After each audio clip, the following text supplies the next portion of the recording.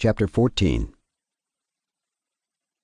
After these things, in the 4th year of this week, on the new moon of the 3rd month, the word of the Lord came to Abram in a dream, saying, Fear not, Abram, I am your defender, and your reward will be exceedingly great. And he said, Lord, Lord, what will you give me, seeing I go from here childless? And the son of Masech, the son of my handmaid, is the Damascene Eliezer. He will be my heir, and to me you have given no seed. And he said to him, This man will not be your heir, but one that will come out of your own bowels. He will be your heir. And he brought him forth abroad, and said to him, Look toward heaven, and number the stars, if you are able to number them. And he looked toward heaven, and beheld the stars, and he said to him, So shall your seed be. And he believed in the Lord, and it was counted to him for righteousness.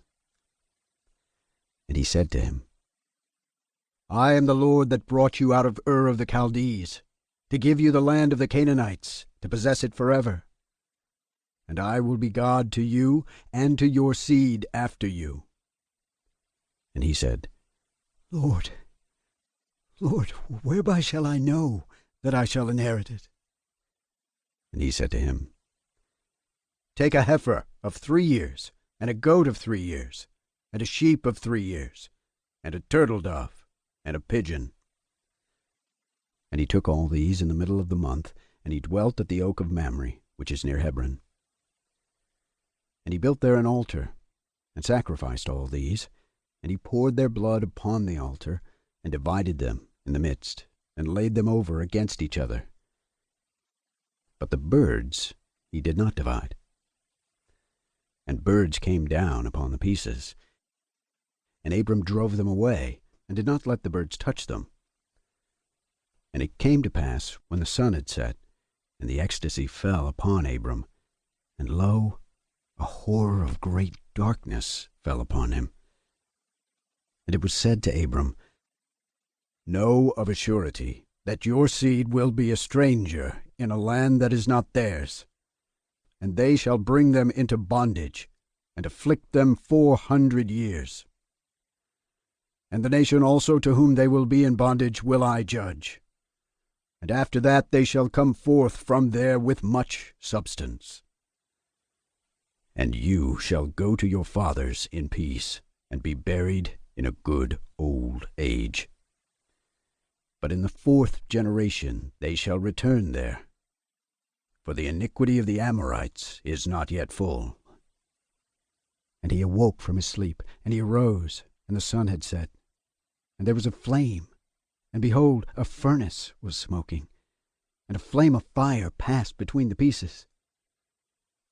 And on that day the Lord made a covenant with Abram, saying, To your seed will I give this land, from the river of Egypt to the great river, the river Euphrates, the Kenites, and the Kenizzites, the Cadmonites, the Perizzites, and the Rephaim, the Phacharites, and the Hivites, and the Amorites, and the Canaanites, and the Girgashites, and the Jebusites.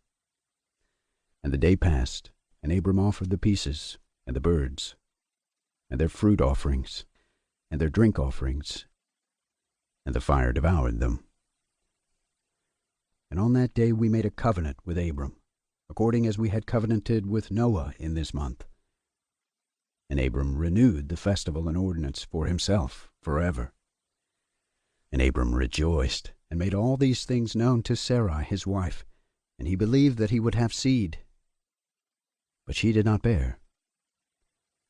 And Sarai advised her husband Abram, and said to him, Go into Hagar, my Egyptian maid.